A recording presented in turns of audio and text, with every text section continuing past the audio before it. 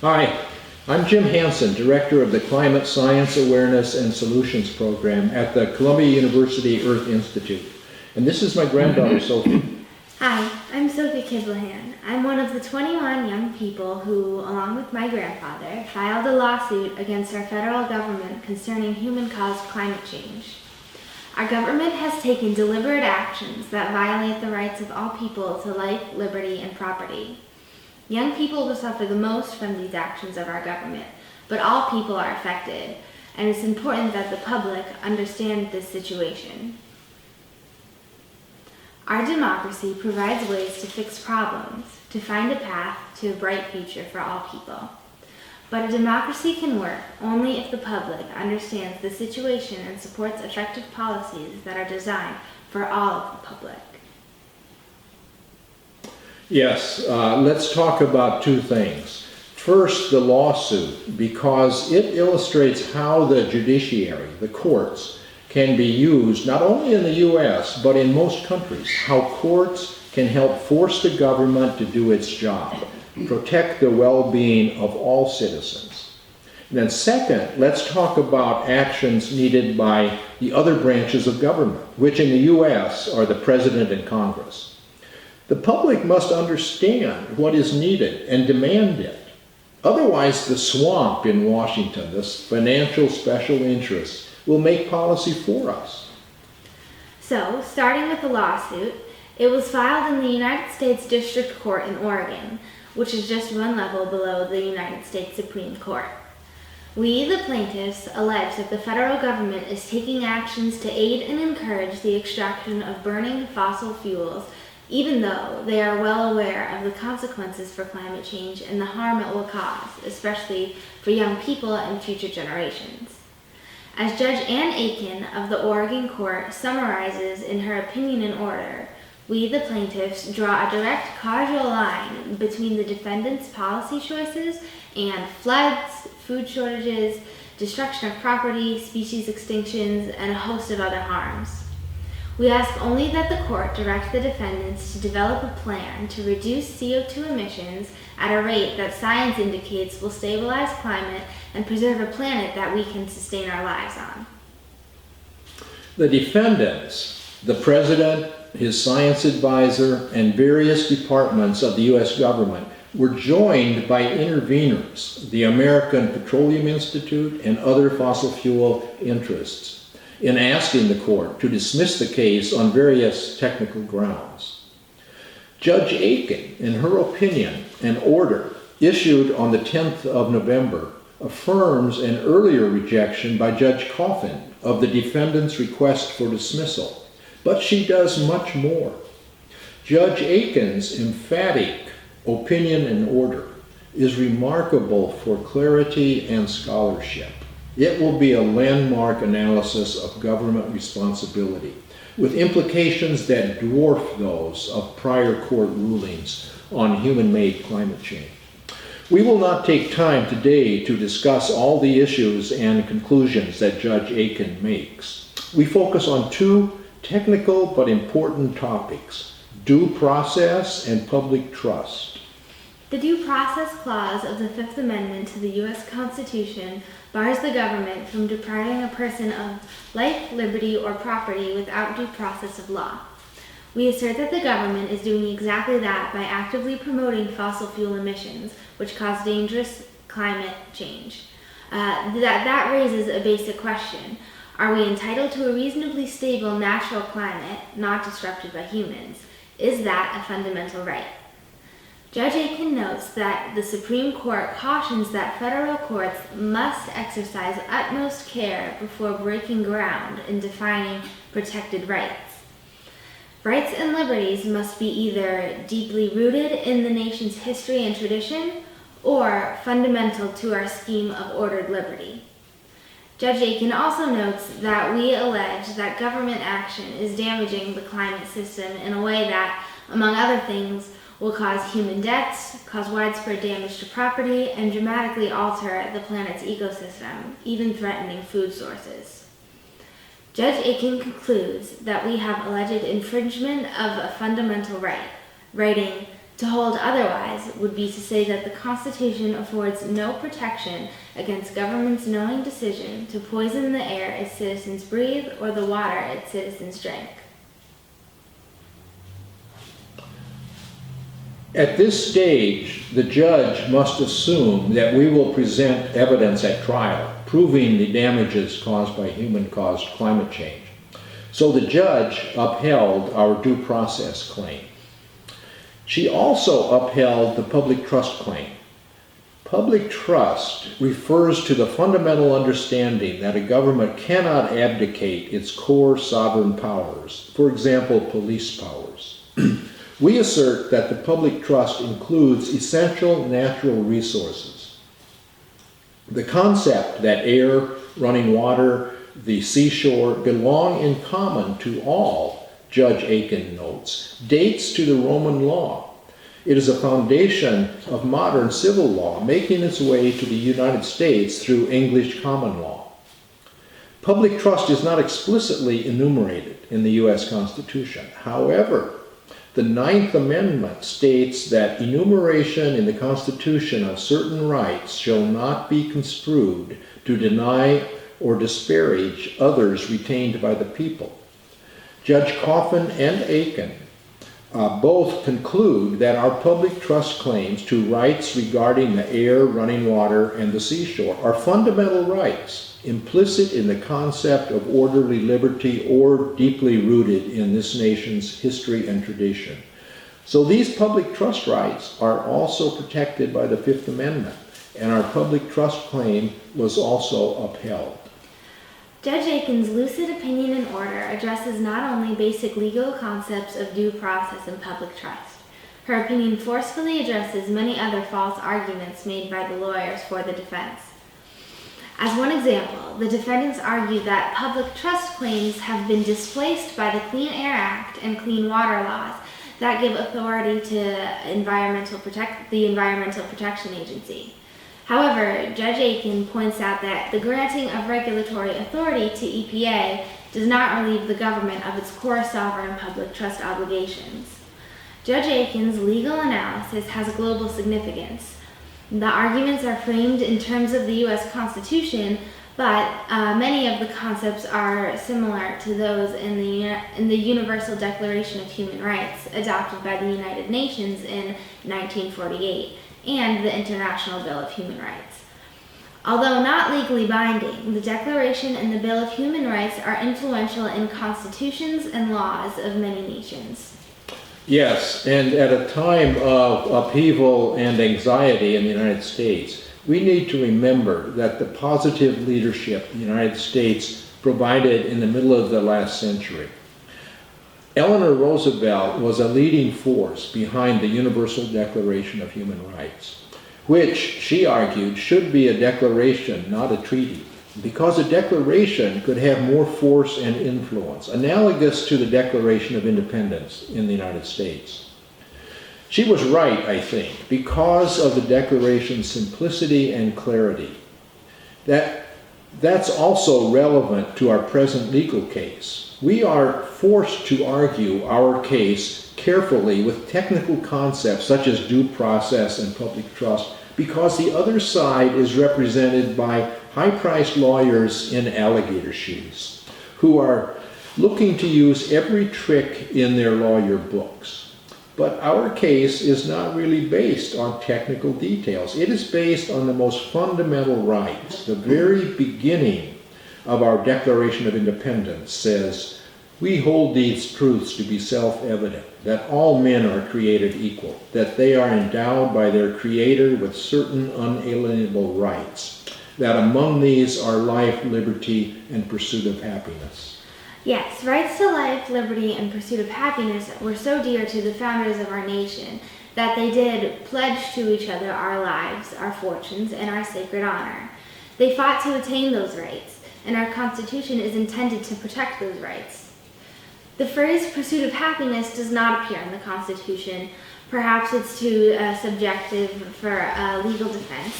So the Constitution says life, liberty, and property. There's another basic concept in that opening sentence of the Declaration of Independence. concerning the self-evident truth that all people are created equal. That statement is the inspiration for the Constitution's concepts of equal rights and equal protection of the laws. Equal protection of the laws is spelled out in the 14th Amendment and was central to civil rights cases, including Brown versus Board of Education, prohibiting segregation as unconstitutional. I argue that young people also deserve equal protection. Old people burn fossil fuels, get the benefits from them, but suffer only moderate consequences because of the delayed response of the massive climate system. Climate effects are beginning. A little water lapping up on the streets of Miami, but it's peanuts compared to what young people will face if high emissions continue. Young people face the potential of irreparable harm, loss of coastal cities, hundreds of millions of refugees, economic devastation. Potentially, the world could become almost ungovernable. So we are a bit disappointed that Judge Aiken does not draw on the analogy with the civil rights movement. We young people are being discriminated against. Governments are discounting our lives and well-being as if we were chattel on a profit and loss statement. Judge Aiken mentions equal protection for young people and future generations only in a couple of footnotes. Instead, she lumps equal protection into due process, our claim that we are being deprived of life, liberty, and property without the due process of law. She has a good reason. Lawyers for the defense, the ones we say run around in alligator shoes, assert that young people and future generations do not have the right to sue because they have never been defined to be a suspect class that can be discriminated against. That issue might cause a long delay or even defeat our case if their lawyers are tricky enough, even though the preamble of the Constitution states that it has been established to secure the blessings of liberty to ourselves and our posterity. Judge Aiken avoids that issue by noting that we allege violation of our fundamental right to life, liberty, and property. Yes, but high-priced guys in alligator shoes are still a huge issue, which the public must understand, or we cannot solve the climate problem. The Washington swamp is full of these guys. So let's discuss the other branches of government. Although courts are essential for requiring the other branches to do their jobs, the courts cannot do the work of the executive and legislative branches, the President and Congress. And it is not enough for the public to ask the President and Congress to please address climate change. No, because of the role of money in Washington, it is essential for the public to understand what is needed and demand it. Otherwise, these guys in alligator shoes will write the rules. That's exactly what happened when Obama was elected. He campaigned saying we have a planet in peril. Young people believed he would address the matter. They supported him. He won. And then he tried the usual way of working in the Washington swamp, buying votes by paying off special financial interests. Democrats proposed a cap-and-trade scheme, thousands of pages, every page written by special interests. Big banks loved it. Their skilled trading units could make a mint from fluctuating prices, every dime coming out of the public's hide in increased energy prices. Cap and trade was properly denigrated as cap and tax because it increases energy prices with the money disappearing in the government. So it failed to pass in the US. It was imposed in Australia by a liberal government, which was promptly thrown out of office and the tax repealed. Politicians are attracted to cap and trade because it is complex and can easily be twisted to pay off special interests. They pretend that it does not increase energy prices. Of course, the fossil fuel price needs to rise, so fossil fuels can be phased out rapidly. The economy will be more efficient and stronger if the price of fossil fuels becomes honest, including the costs of air pollution, water pollution, and climate change. These costs are now borne by the public because the fossil fuel industry uses its atmosphere as a free waste dump.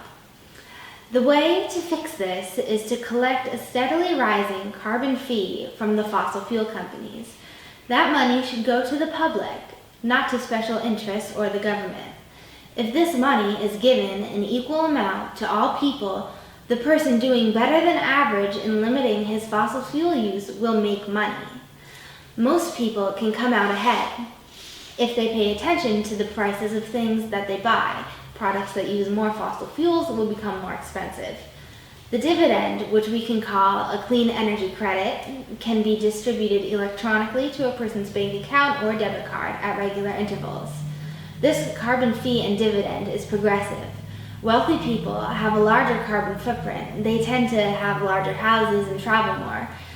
So they may lose money, but they can afford it. This revenue-neutral approach, no money to the government, stimulates the economy.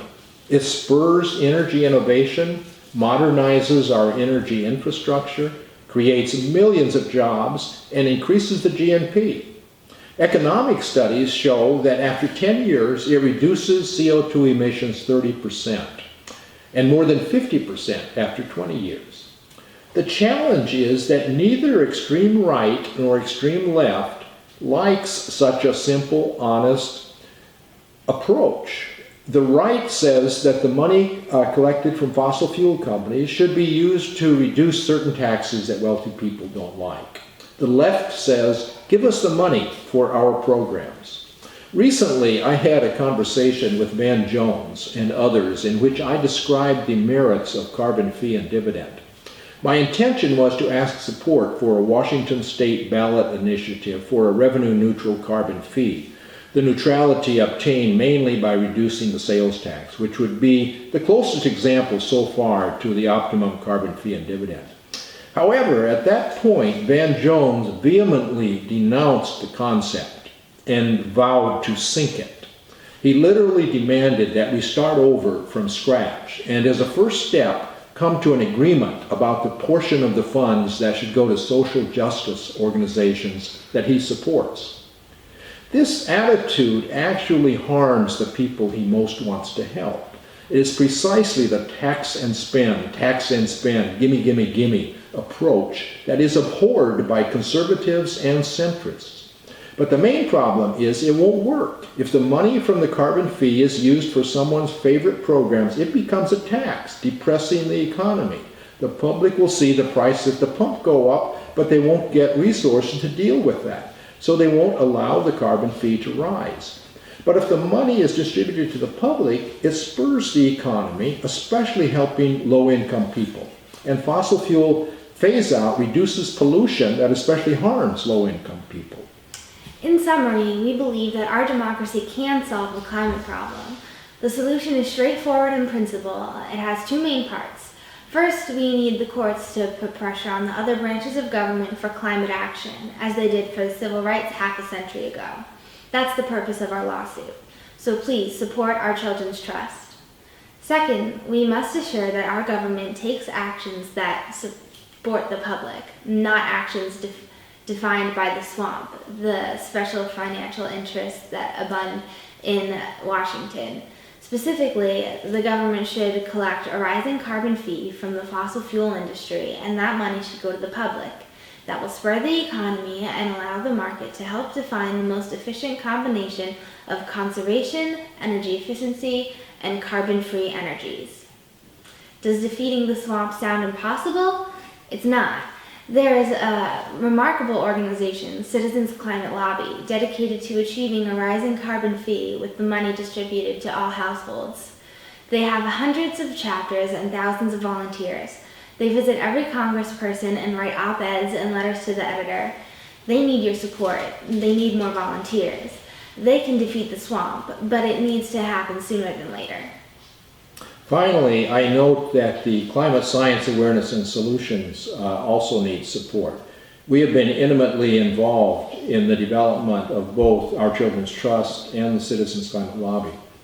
We need support mainly for our scientific work, which is required for the trial that we expect to occur next year against the federal government. But our organization also covered about $100,000 of the legal costs in the past year. We were fortunate to receive a generous grant 2 years ago, but that funding will run out in 2017, so we need to focus on fundraising soon. The contact information for all three of these organizations is given in the communication that I will send out with this homemade video. Thanks. Thanks, Sophie.